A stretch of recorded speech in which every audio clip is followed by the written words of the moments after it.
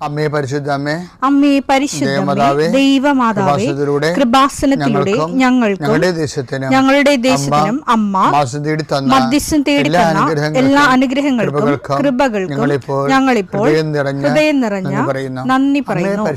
അമ്മേ പരിശുദ്ധമ്മേ ദൈവമാതാവേ, 2004 ഡിസംബർ 7 ഉച്ചകഴിഞ്ഞ് 2:30 കൃപാസനത്തിൽ സംഭവിച്ച അമ്മയുടെ പ്രത്യക്ഷപ്പെടലിനെ കുറിച്ച് തിരുസഭയ്ക്ക് സമർപ്പിച്ചിരിക്കുന്ന പഠനരേഖകളുടെ മേൽ സഭാത്മകമായ പഠനം ആരംഭിക്കുവാൻ ഞങ്ങൾ പ്രാർത്ഥിക്കുന്നു. അമ്മേ പരിശുദ്ധമേ, ഭൂസ്വർലോകങ്ങളുടെ രാജ്ഞിയായ അങ്ങേയ്ക്ക് ഭൗമസംരക്ഷണത്തിനായി പ്രപഞ്ചപ്രകൃതിയെ തന്നെ തിരുസഭ പ്രതിഷ്ഠിക്കുവാൻ ഈ പ്രത്യക്ഷീകരണം വഴി ഇടയാക്കണമേ. പരിശുദ്ധമേ, ജപമാല മാതാവേ, സകല കൃപാസനം പ്രാർത്ഥനയോടും ചേർത്ത് ഞങ്ങളിപ്പോൾ പ്രാർത്ഥിക്കുന്ന ഈ കുടുംബത്തിന്റെ പ്രത്യേക നിയോഗം പറ മക്കളെ.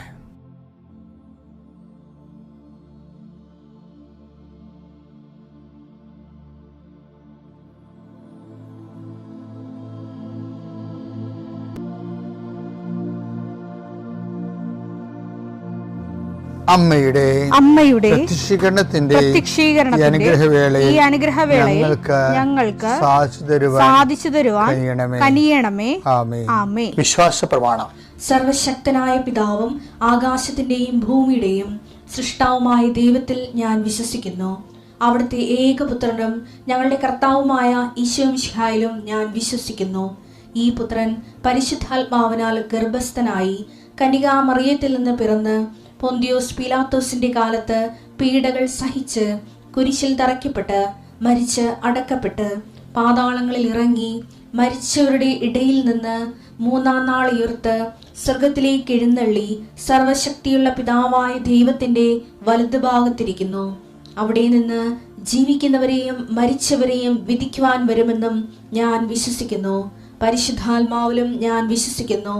വിശുദ്ധ കത്തോലിക്കാ സഭയിലും പുണ്യവാന്മാരുടെ ഐക്യത്തിലും പാപങ്ങളുടെ മോചനത്തിലും ശരീരത്തിന്റെ ഉയർപ്പിലും നിത്യമായ ജീവിതത്തിലും ഞാൻ വിശ്വസിക്കുന്നു. ആമേൻ.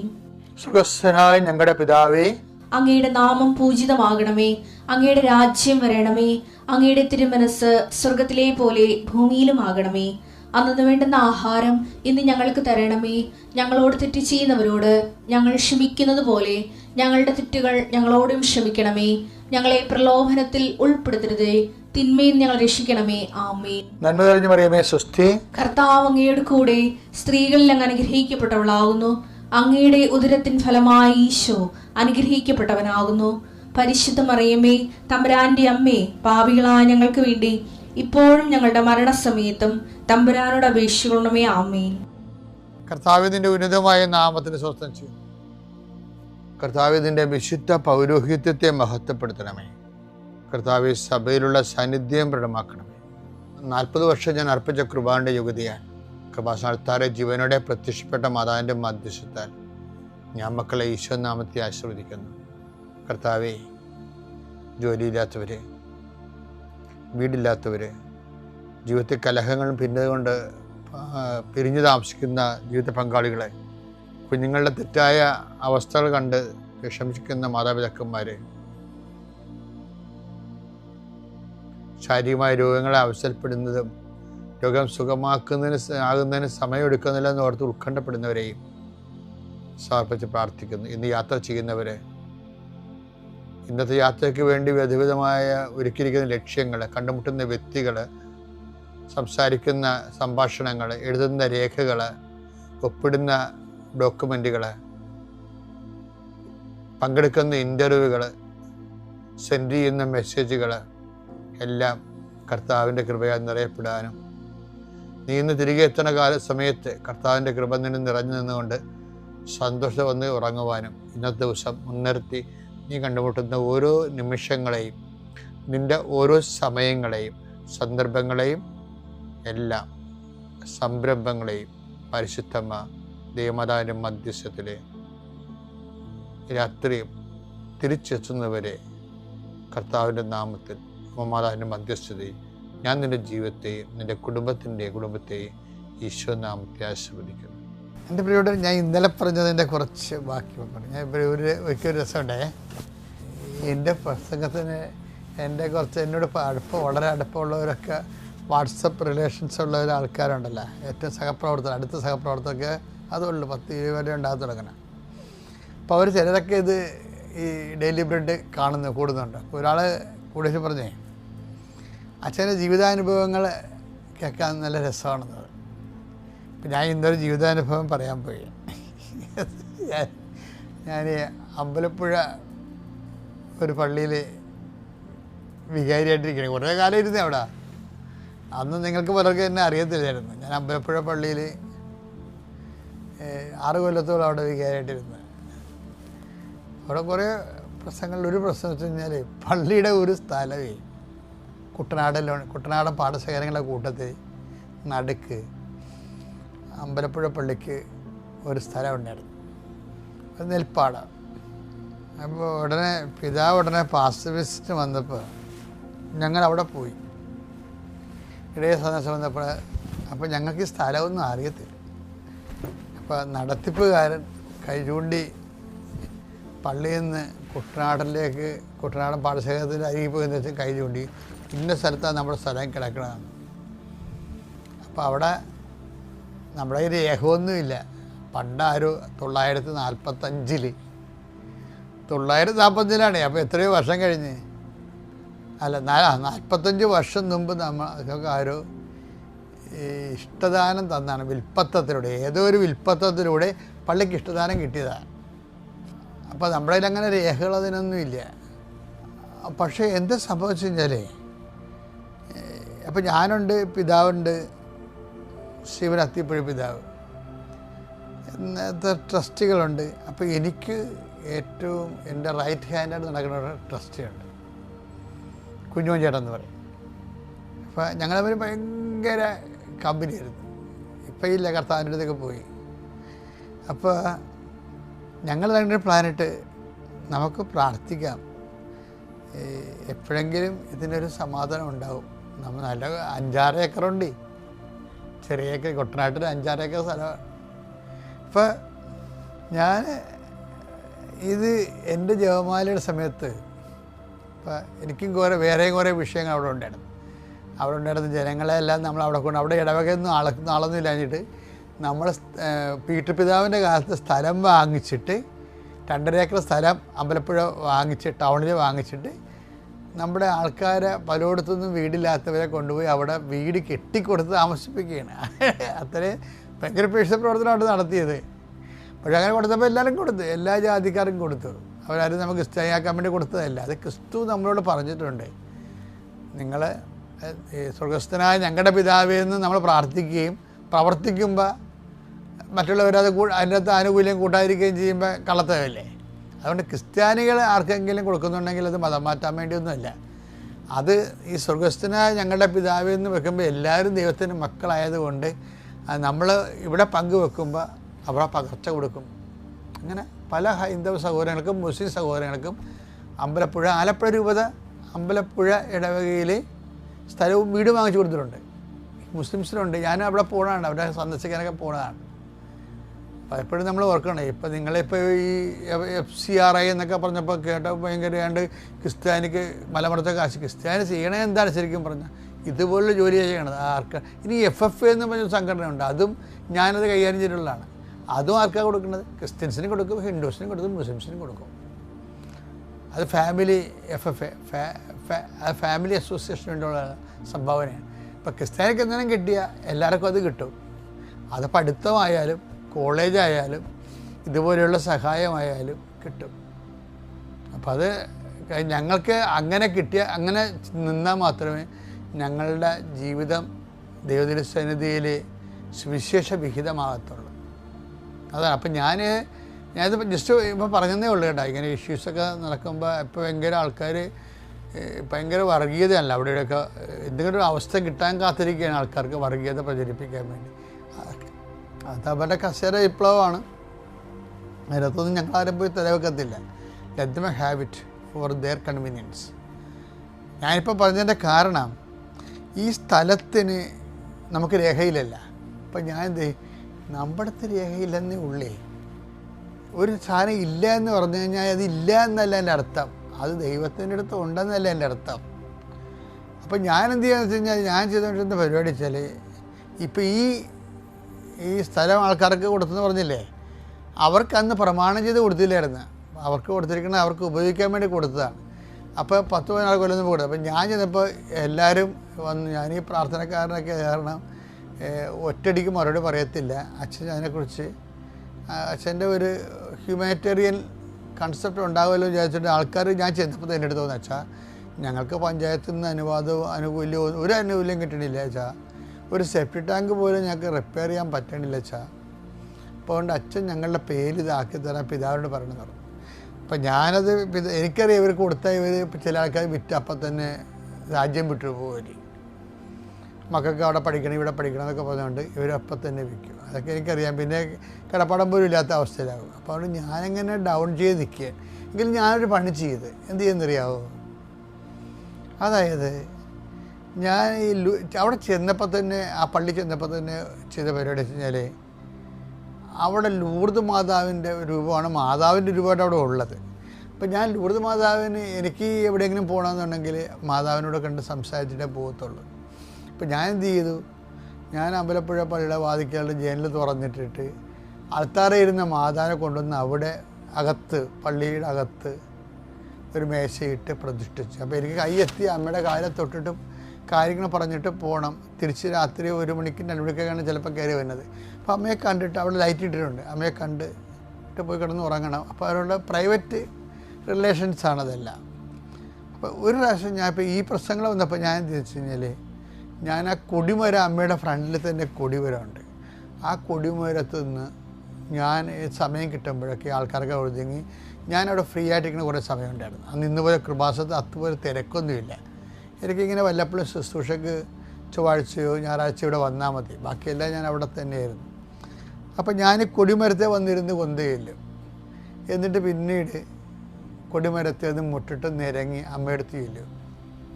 മുട്ടിട്ട് നിരങ്ങി അമ്മയെ, അപ്പുറം മാണമൊന്നും കാണുന്നില്ല, രേഖകളൊന്നുമില്ല, എന്താ നമ്മുടെ സ്ഥലമായിരുന്നത്, കൈവിട്ട് പോയൊരു വിഷമമുണ്ട് എന്നൊക്കെ അമ്മയോട് പറയും. അപ്പോൾ കുറച്ച് കഴിഞ്ഞപ്പോൾ സാബു എന്ന് പറഞ്ഞ് ഇതുപോലെ ഒരു സഹപ്രവർത്തനമുണ്ട്, ആ ഇല്ലിച്ചലയുള്ളതാണ്, മോനിച്ചൻ സാബു. അപ്പോൾ സാബു ഒരിക്കൽ ഓടി വന്ന് എൻ്റെ അടുത്ത് വന്ന്, അച്ഛാ നമ്മളുടെ ആ സ്ഥലത്തില്ലേ കുട്ടനാട്ടിൽ, അവിടെ വേറെ ഒരു പാർട്ടി അവിടെ വിതക്കണം എന്ന് പറഞ്ഞു. അവരൊരു 2-3 ഏക്കർ നേരത്തെ അവിടെ നിന്ന് കയ്യേറി എടുത്തിട്ടുണ്ട്, ഇപ്പം അടുത്ത കൂടി വിതയ്ക്കണം എന്ന് പറഞ്ഞു. അപ്പം ഞാനുടനെ ഒരു നീട്ടിപ്പിടിച്ച് കത്തെഴുതി പിതാവിന് കൊടുത്ത്, എന്തെങ്കിലും രേഖ ഉണ്ടെങ്കിൽ പിതാവ് തരണമെന്നും പറഞ്ഞു ബിഷപ്പ് ഹൗസിൽ. അപ്പം ദൈവത്തിൻ്റെ അനുഗ്രഹം കൊണ്ട് പിതാവിന് വിൽപ്പത്തത്തിൻ്റെ ഒരു പേജ് ഫോട്ടോസ്റ്റാറ്റ് കിട്ടി. അത് കണ്ണായ ഒരു പേജ്, പണ്ടെങ്ങാട് കൊടുത്താലേ അതിൻ്റെ ഫോട്ടോസ്റ്റാറ്റാണ് വിൽപ്പത്തത്തിൻ്റെ. അപ്പോൾ അതുകൊണ്ട് അത് ഉടനെ വക്കീലിന് കൊടുത്തു. ബിഷപ്പ് ഉടനെ വക്കീലിനെ വിളിപ്പിച്ച് വക്കീലിന് കൊടുത്തു. വക്കീലത് കോടതി കൊടുത്ത്, അപ്പോൾ ഇനി അത് പോക്കോരോ ചെയ്ത് അളന്ന് ടാക്സ് അടച്ച് ടെസ്റ്റ് ചെയ്ത് വാങ്ങിക്കണം. അതൊന്നും ഭയങ്കര പാടാണ്, കിട്ടത്തില്ല. അപ്പം അതിന് കോടതി എന്ന് ഉടനെ പറഞ്ഞ് ആ വസ്തു നിങ്ങളുടേതാണെന്ന് തെളിയിക്കാൻ എന്തെങ്കിലും ഡോക്യുമെൻ്റ് വേണമെന്ന് പറഞ്ഞു. അപ്പോൾ വക്കീൽ പറഞ്ഞ് നമ്മുടേതാണെന്ന് ആ വസ്തു നമ്മളിപ്പം ഇപ്പോഴും നമ്മൾ കൈകാര്യം ചെയ്യുന്നുണ്ടെന്ന് പറഞ്ഞതിന് ഡോക്യുമെൻ്റ് വേണമെന്ന് പറഞ്ഞു. ഇപ്പോഴും നമ്മുടെ ആ വസ്തു നമ്മുടെ കൈകാര്യത്തിലാണെന്ന് ഡോക്യുമെൻ്റ് കൊണ്ട് വേണമെന്ന്. അപ്പോൾ എന്ത് ചെയ്യാനാണ്, ആ വസ്തു ഒരു ട്രാക്ടറിനെ വിളിച്ച് ആ വസ്തു ഈ പാടത്തിന് കണ്ണെത്താ ദൂരത്ത് കിടക്കണത്, നോക്കത്താ ദൂരത്ത് കിടക്കുകയാണ്. അവിടെ നമ്മൾ ഇന്ത്യ എങ്ങനെയും ചെയ്യണം. അവിടെ എന്നിട്ട് ട്രാക്ടറിനെ വിളിച്ച് അവിടെ പോയി അത് ട്രാക്ടർ ഓടിച്ച് നമ്മളവിടെ നിർത്തി, അച്ഛനെ ഈ ലോഹയിട്ട് അവിടെ നിർത്തിയിട്ട് അതിൻ്റെ ഫോട്ടോ എടുത്ത് കോടതി കൊടുക്കണം. Still it is in our usage control എന്നുള്ള രീതിയിലാണ്. അപ്പോൾ അതത്ര പെട്ടെന്ന് നടക്കണ കാര്യമല്ല. കാരണം ആ സ്ഥലത്തുള്ള എല്ലാം ഒരു പ്രത്യേക പാർട്ടി കൈകാര്യം ചെയ്ത് കയറി എടുത്തേക്കാണ്. ഇത് മിച്ചഭൂമി എന്നൊക്കെ പറഞ്ഞുകൊണ്ട് ആൾക്കാരുടെ തെറ്റിദ്ധാരണ അടിച്ച് ഏൽപ്പിച്ചിട്ട് ഇതവർ കൈകാര്യം ചെയ്തുകൊണ്ടിരിക്കുകയാണ്. ഇപ്പം നമ്മുടെ തലവട്ടം അവിടെ കണ്ടു കഴിഞ്ഞാൽ ആൾക്കാർ കൂടുകയും ഇല്ലാത്ത ഇഷ്യൂ ഉണ്ടാകുകയും ചെയ്യും. അപ്പം അതിന് ഞാനവിടെ ചെല്ലുമ്പോൾ കർത്താവ് ഒരു പണി ചെയ്തു. എന്താണെന്നറിയാമോ? അതായത് ചുറ്റുവട്ടത്ത് ഭയങ്കര മഴ. അത് നമുക്ക് ചെയ്യാൻ പറ്റത്തില്ല, ദൈവത്തിന് ചെയ്യാൻ പറ്റത്തുള്ളൂ. അതാണ് സംഭവം. അവിടെ വല്ല വല്ലതുണ്ടെങ്കിൽ ആൾക്കാരെല്ലാം എന്നെ കാണുമ്പോൾ ഓടിക്കോളൂ. അപ്പോൾ ഭയങ്കര മഴ. പക്ഷെ ഒരു കാര്യമുണ്ട്, മഴയാണെങ്കിലും ആ പാടശേഖരനൊന്നും ട്രാക്ടർ കാണാനില്ല. അപ്പം ഞങ്ങൾ എന്ത് വെച്ചാൽ, ഞാൻ കുഞ്ഞുചേട്ടനും കൊന്തയുടെ ആളാണ്. ഞങ്ങൾ രണ്ടും കൂടി നേടി മഴയത്ത് നിന്നുകൊണ്ട് കൊന്തയിൽ ചെയ്യണം അവിടെ. കാര്യം എന്താ എവിടെ തുടങ്ങണമെന്ന് അറിയത്തില്ല. അപ്പോൾ കൊന്ത ചെല്ലണ സമയത്തുണ്ടല്ലോ, കൊന്തയിൽ തിരയാകുമ്പോൾ ഈ മഴയുടെ ഈ മഴ നിഴലില്ലേ, ഒരു 2-3 കിലോമീറ്റർ അകലെ ഒരു നിഴൽ പോലെ ട്രാക്ടർ ഓടുന്നുണ്ട്. അത് മാതാവ് കാണിച്ചു തന്നാണ്. അപ്പോൾ ആ ട്രാക്ടറിനെ വിളിക്കണം. പക്ഷേ നമ്മൾ നമ്പറൊന്നും, നമുക്ക് ആ സ്ഥലത്ത് ഞാൻ ആദ്യം ചെല്ലുകയും നമ്മൾ നമ്പറൊന്നുമില്ല. അപ്പോൾ ആ വഴിക്ക് കൂടി തന്നെ കുടയും ചൂടി പോകണം കണ്ടപ്പോൾ ഞാൻ ചോദിച്ചു, ചേട്ടാ ആ ട്രാക്ടറിൻ്റെ നമ്പർ കിട്ടാൻ എവിടെ വല്ല മാർഗമുണ്ട്? അപ്പോൾ അയാൾ പറഞ്ഞത് മോട്ടോർ പേരെ ചോദിച്ചാൽ ചിലപ്പോൾ കിട്ടുമെന്ന് ചോദിച്ചു. അപ്പോൾ ഞങ്ങൾ ഈ മഴയത്ത് മോട്ടോർ പേരിലോട്ട് നടന്ന് മോട്ടോർ വരെ ചെന്നപ്പോൾ ആ നമ്പർ, ട്രാക്ടറിൻ്റെ നമ്പർ കിട്ടി. ഞങ്ങൾ ഈ മഴയത്ത് അയാളെ വിളിച്ചു. അയാൾ വിളിച്ചപ്പോൾ അയാൾ പറഞ്ഞ്, അങ്ങനെയൊന്നും വരാൻ പറ്റത്തില്ല, നമ്മൾ സ്ഥിരം കുറ്റികളല്ലല്ലോ. ഇവിടെ ഞാൻ ഏറ്റവും കുറേ സംഭവങ്ങളുണ്ട്, ഞാൻ ചെയ്തുകൊണ്ടിരിക്കുക, മഴയത്ത് വരാൻ പറ്റിയില്ലെന്ന് പറഞ്ഞു. തന്നെയല്ല, ആ സ്ഥലം ഇന്ന ആൾക്കാർ കൈകാര്യം ചെയ്തുകൊണ്ടിരിക്കുകയാണ്, അതൊരു തർക്കപ്പുരയിടമാണെന്നൊക്കെ പറഞ്ഞിട്ട് അയാൾ സ്ഥിരമായിട്ട് അവിടെ ആ മേഖലയിൽ വർക്ക് ചെയ്യുന്ന ട്രാക്ടറുകാരനാണ്. അപ്പം എൻ്റെ മാതാവ് എനിക്ക് തന്നൊരു എന്തോ, അതാണ്ട് ഇത് ഈ പ്രേയർ ചെയ്യണമെന്ന് പറഞ്ഞതിൻ്റെ കാര്യമാണ്. നമുക്ക് ചെയ്യാൻ പറ്റാത്ത കാര്യങ്ങളുണ്ടാകും നമ്മുടെ ജീവിതത്തിൽ. ഞാൻ ഉടനെ പറഞ്ഞു, ചേട്ടാ ഒരു 10 മിനിറ്റ് വന്നാൽ മതി, 1 മിനിറ്റിന് ചേട്ടന്. അപ്പോൾ ഒരു 10 മിനിറ്റ് വന്നാൽ മതി, ചേട്ടന് 5000 രൂപ തരാമെന്ന് പറഞ്ഞു. അപ്പോൾ ഉടനെ പുള്ളിക്ക് മനസ്സിലായി സീരിയസ് ആണ്, നമ്മൾ ആത്മാർത്ഥമുള്ളവരാണ് മനസ്സിലായത്. നോക്കട്ടെ മഴ ഒന്ന് തോരട്ടെന്ന് പറഞ്ഞു. അപ്പോൾ ഉടനെ ചെറിയൊരു മഴ തുറന്നപ്പോൾ തന്നെ പുള്ളി 10 മിനിറ്റ് അപ്പോൾ ആരെയല്ലേ. ഇവിടുന്ന് ഈ മഴയത്ത് ഈ കുറേ പോകണം, അതിൻ്റെ അകത്ത് 1.5 കിലോമീറ്റർ നടക്കണം. അപ്പോൾ ഞാൻ ലോഹയൊക്കെ ഊരി തയ്യൽ ഓല കെട്ടി വെച്ചിരിക്കുക, താഴെയുടെ നനഞ്ഞ് കുതിർന്നു പോയി. പിന്നെ ഈ പാൻസ് ഇട്ടുകൊണ്ട് ഇറങ്ങി ഈ പാടശേഖരത്തിൻ്റെ വരമ്പിൽ കൂടി പോവുകയാണ്. നല്ല മഴയാണ്. പിന്നെ കുറേ വരമ്പ് ചിലപ്പോൾ കുഴമ്പില്ല അവിടെ. പിന്നെ നമുക്ക് ഇങ്ങനെ അരവപ്പം ഈ മുട്ടപ്പം വെച്ച് നീന്തി. പക്ഷെ അവിടെയൊക്കെ അണലി ഉള്ളതാണ് ശരിക്കും. എൻ്റെ ഒരു സുഹൃത്ത് അണലി കടിച്ച് അവിടെ മരിച്ചിട്ടുണ്ട്. പക്ഷേ ഈ സമയത്തൊന്നും ഈ മഴ അല്ലെങ്കിൽ നീന്തൽ അല്ലെങ്കിൽ ഇതൊന്നും ദൈവം നമ്മളെ അറിയിക്കത്തില്ല. അതാണ് എൻ്റെ വിഷയം. അതായത് ഒന്നും നിന്നെ ഉപദ്രവിക്കത്തില്ല. കർത്താവിന് നമ്മളെ കുറേ വാഗ്ദാനങ്ങളുണ്ടേ.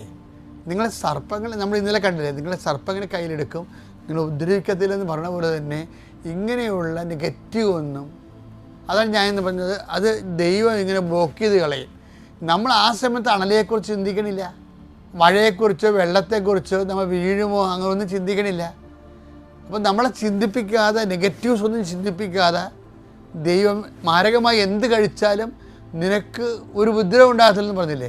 ഈ മാരകമായി ഒന്നും നമ്മളെ കഴിപ്പിക്കാൻ പോലും ദൈവസാധനത്തെക്കുറിച്ച് ഓർപ്പിക്കാതെ നമ്മൾ സ്പോട്ടിൽ ചെല്ലുകയാണ്. അതാണ് പ്രാർത്ഥന ഗുണം. അപ്പം നിങ്ങൾ എപ്പോഴും നമ്മൾ ശ്രദ്ധിക്കേണ്ടത്, ഒരു വിഷയം ഉണ്ടാകുമ്പോൾ പ്രാർത്ഥിക്കണമല്ല. പ്രാർത്ഥന ഒരു ജീവശ്വാസം പോലെ കണ്ടിന്യൂസ് ആയിട്ട് തന്നെ ജീവിതത്തിൻ്റെ ഒരാളായിട്ട് മാറിയാൽ ഇതുപോലെയുള്ള സമയം വരുമ്പോൾ ദൈവത്തിൻ്റെ സ്വഭാവം കാണിക്കും. എന്താണ്?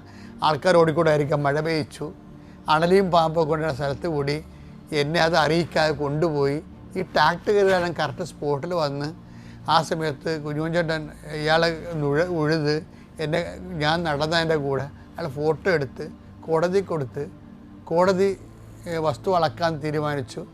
അളന്നു കഴിഞ്ഞപ്പോൾ നമ്മുടെ രേഖ കൊണ്ട്, കാര്യം കോടതി അത് പോക്കുവരെ ചെയ്തിരുന്നു. അപ്പോൾ അവിടുന്ന് നമുക്ക് ആദ്യം അനുവാദം കിട്ടിയിരുന്നു. നമ്മുടെ രേഖ കൊണ്ട്. പിന്നെ അളവിൻ്റെ പ്രശ്നത്തിലേ ഉള്ളൂ കുഴപ്പം വരുന്നത്. അപ്പം അതിന് അളവ് വെച്ചു. അപ്പോൾ പെട്ടെന്ന് കാര്യം. അപ്പം ഇത് ശരിക്കും പറഞ്ഞാൽ നടക്കാത്ത കാര്യമാണ്. പക്ഷെ നമ്മളെപ്പോഴും നിങ്ങൾ ഈ നടക്കാത്ത കാര്യം എന്ന് പറയുമ്പോൾ അത് നടക്കത്തില്ലെന്നല്ല, ദൈവത്തിനെ കൊണ്ട് നടക്കും. അങ്ങനെയാണെങ്കിൽ ഇപ്പം നമുക്കെന്താ വിചാരിക്കണേ, കാര്യം കാണാൻ വേണ്ടി മാത്രം ദൈവത്തിൻ്റെ അടുത്ത് പോവുകയും അത് കഴിയുമ്പോൾ പിന്നെ വെള്ളവെടിയും തോന്നിവാസം പോക്കൃത്തൊക്കെ ജീവിച്ച ദൈവത്തെ നിങ്ങളെ വിശ്വസിക്കാൻ പറ്റത്തില്ല. യോഹന്നാൻ 2:24. യേശുവാകട്ടെ അവരെ വിശ്വസിച്ചില്ല, കാരണം അവൻ അവരെയെല്ലാം അറിഞ്ഞിരുന്നു. മനുഷ്യനെ പറ്റി ആരുടെയും സാക്ഷ്യം അവൻ ആവശ്യമായിരുന്നില്ല. മനുഷ്യനിലുള്ളത് എന്താണെന്ന് അവൻ വ്യക്തമായി അറിഞ്ഞിരുന്നു. ദൈവത്തിനെ വിശ്വസിപ്പിച്ചെടുക്കണം. അതാണ് ഏറ്റവും ജീവിതത്തിൻ്റെ ഏറ്റവും പ്രധാനപ്പെട്ട ബുദ്ധിപരമായ ജീവിതം എന്ന് പറയുന്നത്. നമ്മൾ ദൈവത്തിനെ ആശ്രയിക്കുന്നു, ദൈവത്തിനെ കൊണ്ട് ജീവിക്കുന്നു. അത് ആ ദൈവത്തിൻ്റെ ആനുകൂല്യത്തിന് വേണ്ടിയല്ല, അത് ദൈവത്തിന് വേണ്ടി മാത്രമാണെന്ന് പറഞ്ഞുള്ള ഒരു റിലേഷൻസ് നർച്ചർ ചെയ്ത് രൂപപ്പെടുത്തിയെടുത്താൽ നമുക്ക് ലോകത്തെ ജയിക്കാൻ പറ്റും. ഇതുപോലുള്ള എല്ലാ ജീവിത പ്രശ്നങ്ങളെയും പിതാവിൻ്റെയും പുത്രൻ്റെയും പരിശുദ്ധാത്മാവിൻ്റെയും നാമം